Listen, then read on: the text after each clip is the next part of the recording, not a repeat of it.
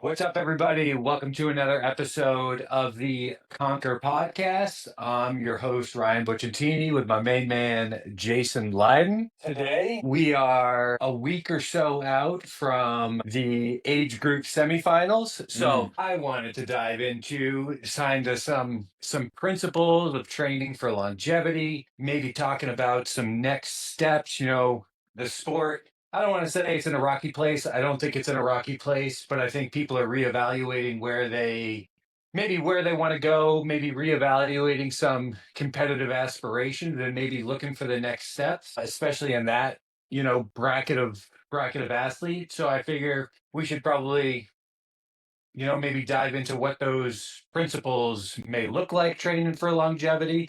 Or maybe you're just headed into an off season and you feel beat to shit and you need to kind of make a change. So, I just want to say one thing. The whole premise with getting two certified judges and one with like a higher level judge and another judge was the dumbest fucking thing I ever saw, especially when they allow they allow the community to fucking do video review too. Like, it's so dumb. Like, I don't understand whose idea was and why. So you want people to have two judges and one's got to be whatever they call it, the advanced judges course to do it, but then there have to be people to review the videos. So what's the point of having two people judge you and one being a higher level judge when you're going to allow some fucking anybody to watch a video and use their visual discrepancy to say if you have a rep or no rep and how good that is? And then what's to say like rival fucking crews can't treat this like a gang war and just start having motherfuckers go on and you know, throw up fucking bad scores. Like, let's just say a company hates Jason Grubb. Like, hey, we're gonna hire all these fucking bots or these people to go in and view his video and to say it sucks and fucking bump him down and stop winning the games. Like, who's to say that can't happen, right? Like a yeah. Drake Kendrick Lamar fucking episode. Let's hire some fucking bots and let's throw shade at this person's fucking videos because hey, we can do that the way that it's like there should be if you're gonna have judges and trusted judges. Or it should be okay, film it, and then we have a third party company that has no ties to anybody is going to review it. Or here's another thing with all the fucking money out there in the AI world, hire an AI system that fucking goes in and can do it in 3 seconds with the algorithm that can judge movement standards based off what a third party says they should do from a conversation of what they want the movement to look like. I mean, I feel like there's so many other ways this could have been done where I'm like, it just doesn't make sense to me. There's definitely way more standardization that could happen. Like if you're realistically competing at the highest levels of the sport, I almost think they should standardize like what camera you have to use, right? Like we have some people shooting on iPhones, we have some people shooting on like DSLRs or stuff like that, and you still get this wide range of video quality, of depth perception and things like that.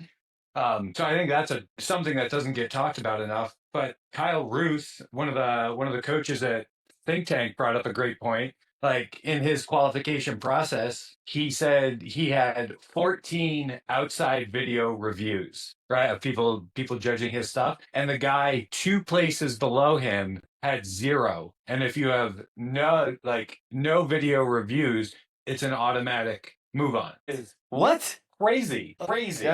Like there should be at least at a minimum, everybody from X spot to X spot has to have a certain number of outside video reviews if you're going to make that standardized. Like that's total bullshit. That's the fucking thing. It's like I've owned a CrossFit gym for 18 years, and this year I almost didn't reaffiliate, and I might not reaffiliate next year based off like what they're doing. I'm like, what's the point of me paying? They bumped my affiliation fee up like 500%, right? I went from $1,000 to $5,000. I'm like, yeah, I'm like, what's the point of me paying these guys $5,000? Like, what are they giving me? They're like, yes, they have all these things, right? But I don't use them. I don't need it. I don't need anything that they provide. I'm like, I keep my affiliation fee for the competitors. Okay, but that doesn't even matter because you're gonna have some fucking Tom, Dick, and Jerry review a fucking video, no matter what we do in here, and they're gonna determine some person's fucking success because they think there's some fucking judge staring at a computer screen, like nitpick, like I'm like, this system is just like, I'm like, I was actually talking to someone else who's like a 20-year affiliate owner today. I'm not gonna say the name because I don't want to put them on blast, but they're like, yeah, they're not reaffiliating. They're like, the whole system is just fucked. Which is crazy. And you just throw it out in limbo that it's for sale again. with no context around it, and you leave the whole community, you leave the entire affiliate pool in limbo of just like, what's gonna happen? It just shows how strong the community is because if this was any other company in the history of the companies in the world, it would no fucking way they would last. Right? God, No, totally, like God. no fucking way that the company would still be around. But because the community is so strong, like it stays around. Yeah, yeah, it stays around, but you keep just pissing people off. Eventually, I feel like people are pretty resilient, and like they'll take some bumps and bruises. Like that is the community. They'll figure out how to adapt, but eventually, you just keep screwing people enough, and you're gonna screw the entire company, and the Mm. affiliates are just gonna walk. Yeah. You know, I feel like it all Yeah. started going down the wrong path when Greg was trying to separate everything. You know what I'm saying? And You think? I do because back in the day, the games were such a part of the community and the athletes were so connected to the community that it just felt like one big thing. And like, yeah, people knew the games athletes, they knew like, all right, I'm not gonna do the games, but it really like, in my opinion, because I've been there since the ranch days. It was a bigger connection of everything and everyone. And then once it started getting separated, it was kind of like the community, the affiliates lost touch with the athletes. And they lost touch with the process of the games. And then it started becoming something bigger and different. And that's when kind of everything went down these bad paths. Did it need to be separated for it to become professionalized? Yeah, but it never became fucking professionalized.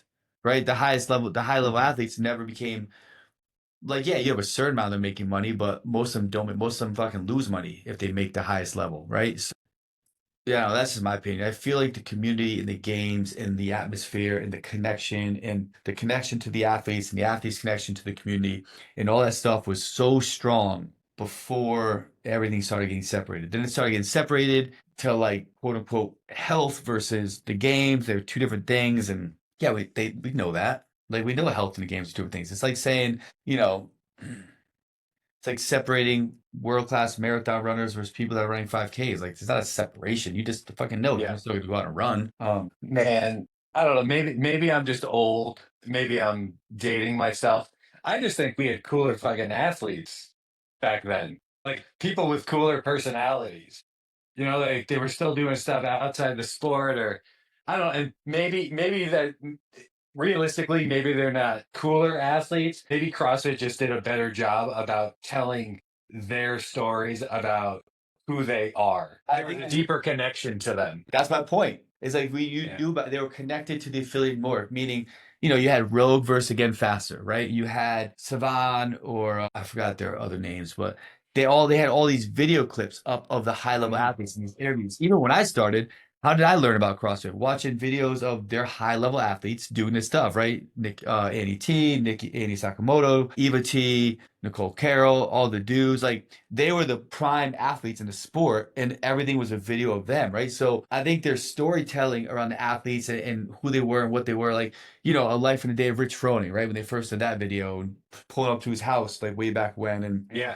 Yeah. that got lost once it got separated, you know, that got lost. Yeah. All the documentaries are the games now. Like recaps and telling the stories of the games. Yeah. No, it's true. It's a very good point. Well, you really dated yourself with the Again Faster Oh, Rogue I date myself reference. all the time, man. It was I can keep dating myself. It was the ranch. The ranch was something. Ranch was sponsored by Panda Express. Imagine that. And the ranch was dope. A fitness competition sponsored by Panda Express. That's cool. I got to push the bob across the ranch. Did you? Yeah. Yeah, I went up Dave's brother. I was buddies with him when he was working at Rogue. Yeah. And I went up there and just hellacious workouts, running up and down the hill, pushing the bob, running to the top. They got a rig on top of the hill at the ranch. Super fun. Those are Yeah. good memories. Those are Yeah, really good memories. for sure. All right. Well, let's talk about some old people things and Mm. training for longevity.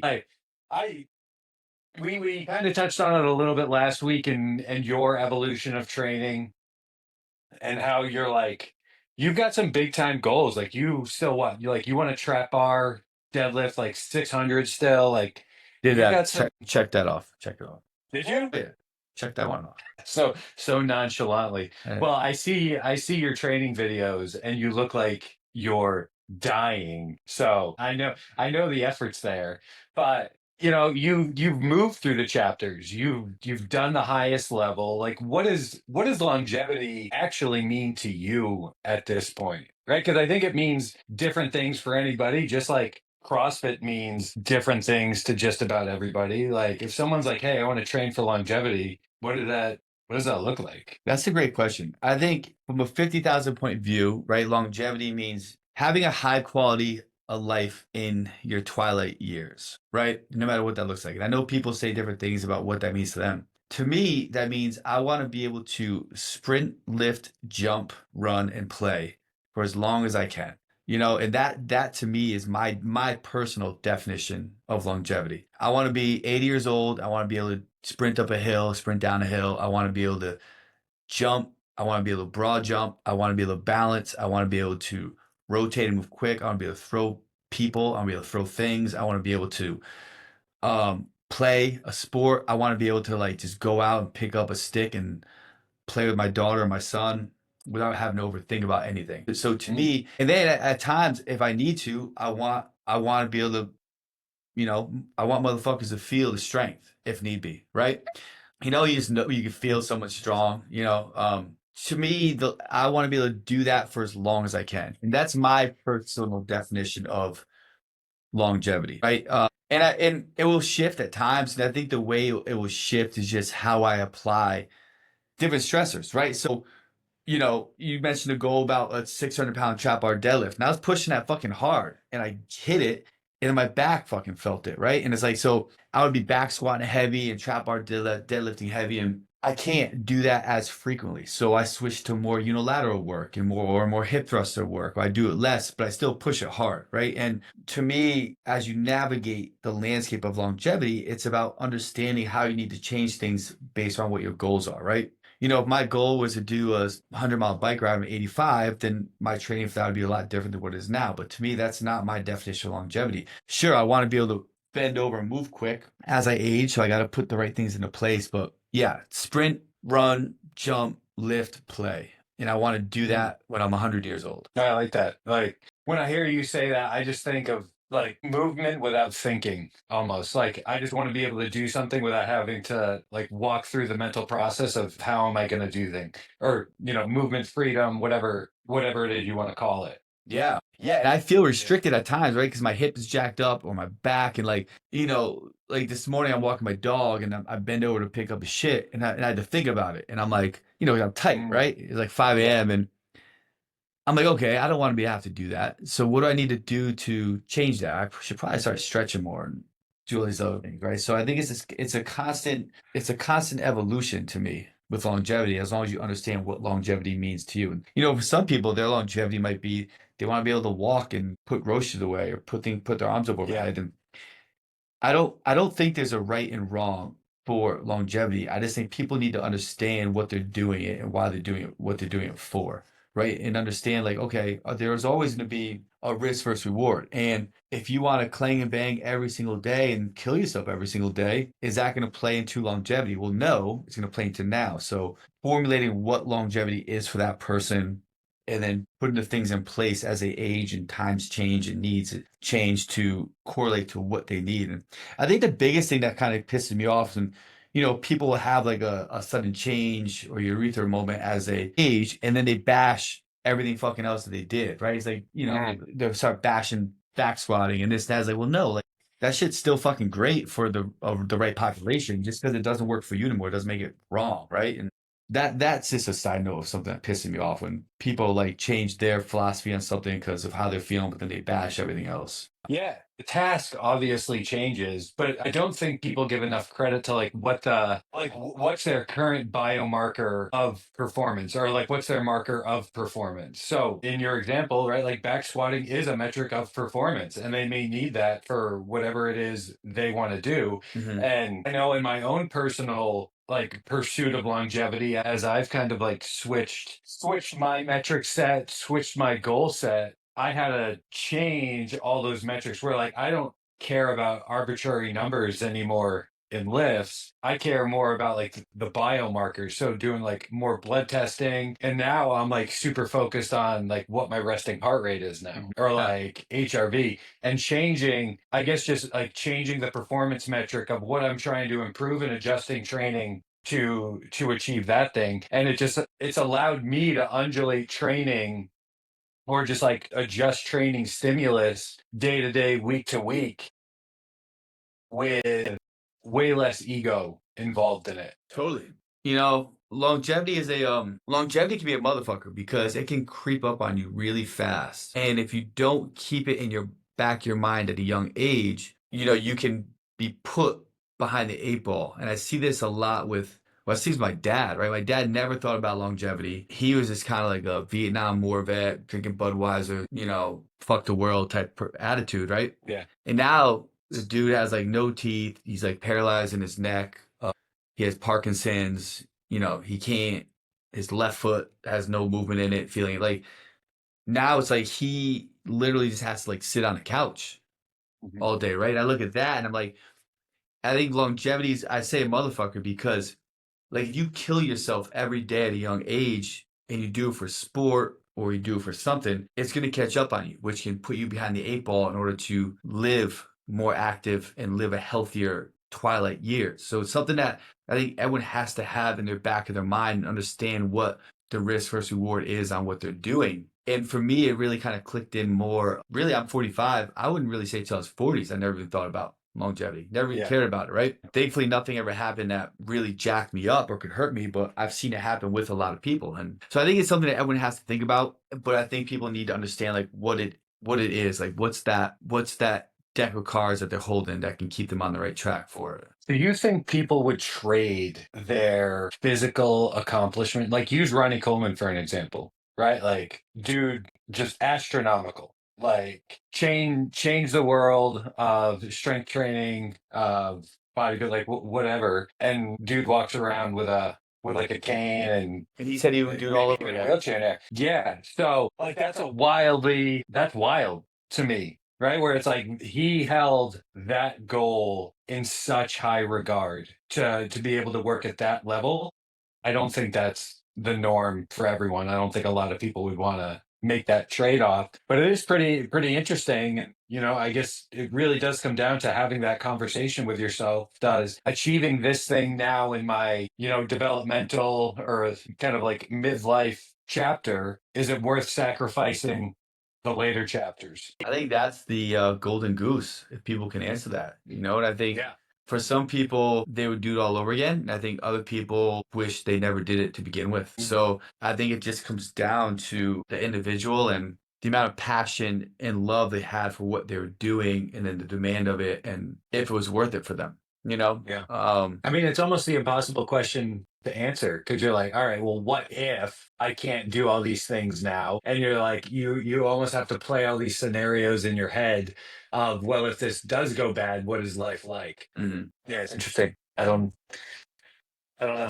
I don't think I mean, personally, I wouldn't want to give that up, but I like the idea of moving in my 70s, 80s. Yeah, I mean, that's a question that's so hard for me to answer because I'm not in that situation. I've been fortunate enough to make it through my training, my lifting, and everything else I've done, motorcycle racing. I've been fortunate enough to make it through everything where I don't have anything that's stopping me from doing what I Mhm. want to do now. So I don't think I could ever answer that question. No, I feel like that's a question where it's like if you saw a house on fire and someone yelling, would you run in? It's like no one knows what you're gonna do until you're Sure. in that moment, you know, or you're in that Yeah. situation. You can say it and be like, well, I would hope I would run in, or I'd hope this and that, but you never really know until you're there. Yeah. No, that's fair. That's fair. There's obviously a lot of bullshit out there in training. And it's like, I feel like a lot of people, at least in our community, in our sport, may look at longevity as something that may be boring. And that may be the thing that precludes them. Like they don't want to give up that fun part of training. Do you think there's any myths or anything out there that are maybe stopping people from making that shift and starting to train a little smarter, like adding in more like regeneration days or like flow days, especially as they get older in their career and they really have to start thinking about like recovery times, recovery curves, things like that. Like, does that make sense? Yeah. I think it depends on the information that people have. I don't, longevity training isn't like, hey, I'm gonna walk 4 days a Like, week. it's not yoga. Yeah, Like, it doesn't have to be yoga 5 days a week. I think I want to say that that's a myth that the training for longevity is, yoga and walking and 2 days a week of full body, lightweight training or whatever it is. Like, there's nothing wrong with that. And some people love that. And for people who are doing that, it's perfect for them.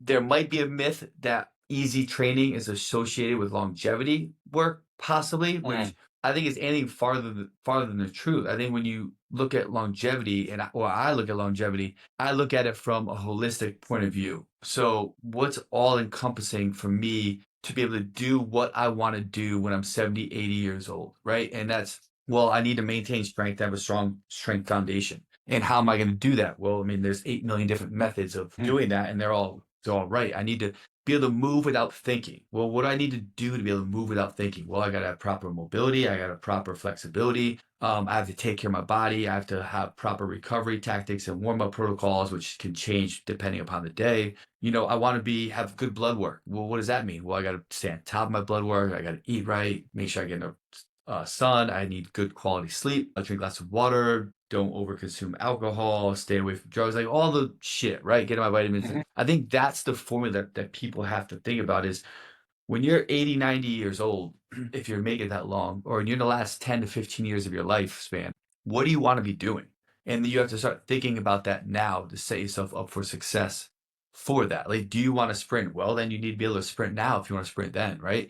You have to do the little things. You have to bounce around, have plyometric work. Do you want to be able to run long distances? Well, okay, we'll start running now, start moving now. So to me, I think the biggest myth is training that might be associated for proper longevity. I think everyone tries to put their own spin on it and they say you can't do this, you have to do that, you have to stay away from this. And like to me, that's bullshit. It's like you don't have to. You just have to do things the appropriate way for what your goals are. That's the way I look at it. No, I love that. So off of that, I've had some great conversations with affiliate owners who are starting to realize that the intensity model 5 days a week just is not the thing that's realistically benefiting their people. And they want to change the model of how they're training inside of the gym, right? For like are we really dosing the people in the most effective way? Like how do you handle Milford in that regard? So there's what CrossFit's selling from a method and like what they talk about and their interpretation of it. And then there's realistic dosage for the everyday person who has a career, who has family, who may not be eating well all the time, enjoying some drinks. How does an affiliate owner manage a program to allow for that, like stimulation days, regeneration days, stuff like that? Like, is that doable in an affiliate model? That is one of the hardest things to do in the world. That is harder than putting somebody on Mars. Oh, I know. People are attracted to quote unquote intensity, right? People are attracted to sweating and they're attracted to pushing hard, right? That's why Orange Theory is so popular. Keep people in the orange and work or whatever the fuck the color they call it, like all these different concepts. And so you have that coming to play where that is driving people into the group model is just the notion of high intensity interval training or high intensity work. And then you couple that with people's sporadic schedules, where some people follow it, come 5 days a week, some people come 3 days a week, some people come 2 days a week, some people come the same 1 or 2 days a week every single week, right? So you have all these variables that make it very challenging to not dose them with intensity every day. But that if you do dose them with intensity every day, the people who are coming unlimited and hitting every day, you're crushing them. They're gonna stop seeing progress. And I've gone through so many different methods of how I can try to get away from this with inside the facility. And every time I did it, people would just complain about not working hard. Even if I was like, hey, you got to give it a couple weeks, right? So I recently made a switch like 5 weeks ago to a new training style a new training block format that seems to be going well, where Monday is upper body and short intervals. Tuesday is only lower body strength, but I'm putting in sleds at the end so to make them feel like, something's happening, right? And I smash the fuck out of their legs. Like, it's a legit session where people are like, you get done with it and you're like, holy fuck. Wednesday has become, but because of the way that's set up from like smashing the nervous system on Tuesday, Wednesday is like a skill structural day. And then I put together AMRAPs where you're not going to smash yourself, right? Like a 40-meter run, 200-foot farmer's carry, 1K biker for 25 minutes, right? Thursday has become strictly upper body strength. Like, I'm talking pump day. Like, we're fucking benching, we're doing flies, we're doing banded fucking tricep extensions. Like, we're getting after it. Friday is lower body with longer intervals. And then Saturday is like a work to rest type ratio, workout with a partner. That's the way I've structured it, where it's not crushing them every single day. It's adding variety. And that seems to be working well. I've actually had a lot of good feedback on that, with people feeling like the strength is getting stronger. I'm like, well, yeah, because you're doing fucking strength work. You're not fucking kill yourself every day. Like, but that's a very challenging thing for affiliate owners, especially if you've been doing it a certain way for so long, and 95% of your community is so accustomed to one certain thing. And I completely lost track of where I was going with this and the question, but I think that's very challenging to do. Yeah, I've been writing for an affiliate for a while now, and yeah, it's this. There's a million questions, from what level the athlete is to like frequency and exposure is my big thing right now with affiliate program design. Like, I think a big challenge and a big problem in development, whether it's longevity or whether it's inside of the affiliate, is the lack of frequency and exposure, where like we run these blocks of training, but in the traditional model, they're not seeing it enough to really become proficient with it. So I've been playing with these like 4-week blocks where I'll have like very structured, I have 2 or 3 focal points, and like this is what we're doing for the 4 weeks. And that seems to be, from like an athlete perspective, set an expectation of like, hey, you may love this. Like, you may love this block of training,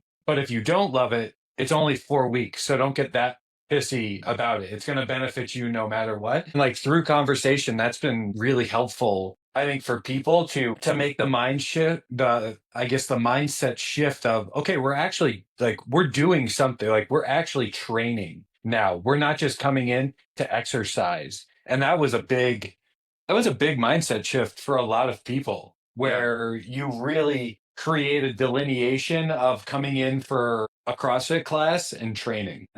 Yeah, we run 4 and 6 week blocks here, but I think 4 week block is kind of like the money spot, because it's long enough where shit can happen, but it's short enough where it's not like, okay, like I'm done. Yeah, like it's definitely not optimal. And usually if I have like a strength focus, I'll extend that out a little bit more, and I'll just kind of get creative with my progressions of, where I'm organizing it within the block. I think more affiliates need to be concerned about that if we are selling this idea of doing fitness in our 60s, 70s, and 80s. Like, the fitness we're doing today is not setting them up for success in those decades of chapters of life. I think affiliates need to do a better job in general of providing the service that they say they do. I think like a lot of them do, and I think a lot of them don't. Just like if anything in the world, in any profession, there's good and there's bad, but we're always like, we need to charge this amount of money, we're worth this, we're worth that. It's like, well, are you? Like, Are you really? their coaches, finger fucking their phones when they're coaching, or are they coaching? Are they leading up against a GHD, or are they actually in there and leading, instructing? I'm not saying you need to, that's not saying you need to do, like, overhead squat for 60 minutes, because no, that's boring as hell. Like, I wouldn't want to do that. But, if you're charging a price point, like, are you delivering that to them? Are you delivering not, I think what people have to understand, that it goes beyond just, people can give a fuck about the program. If I'm going to be general with you, right? It's like, they care about that they're getting coached, someone's paying attention to them, and they care about the experience. And you have to understand that people relate experience to different things, whether it's equipment, whether it's cleanliness, whether it's hanging out with their fucking buddies, whatever it might be. But affiliates have to focus on those things to keep pushing the right direction. And you can't just assume, just because you slap CrossFit on your wall or group exercise, and you have someone leading a class that you're delivering what people want. I see this across the board, whether I'm doing jujitsu or boxing. I'm like, I look around and I'm like, this fucking sucks. Like this instructor is terrible, right? I'm like, what are we doing here? So I'm not just singling out gyms. I mean, it's everywhere, but I think that's what people have to pay attention to. Yeah, it sucks when, especially when people don't know. Like people may only be exposed to a certain level, and they get comfortable at that level, and they're like, okay, this is what the standard is. And then somebody else of a higher quality comes in, and then they're like, what the fuck have we been doing for the last 3 years? Yeah, Like this is the potential of what it could be. And then I feel like that's when conflict yeah, happens. So like, why am I not getting the same experience? So right. no, that's good, man. I know you got a jet, so we're gonna wrap this thing up. Hopefully you guys took something away, training for longevity, or maybe from our front end rant of the sport. But if you're interested in one-on-one coaching, I know I'm taking athletes. A bunch of the other coaches here at Conquer are taking athletes. So make sure to check us out at conquerathlete.com. We got our next mentorship dropping here in the next couple months. So keep an eye out for that. If you're not already on the waiting list, make sure to get your name out there. Or if you want to hop on a call and kind of talk about the specifics of it, just shoot me a DM. I'd love to chat with you. And with that, that's another one in the books. We'll talk to you guys soon. Later, guys.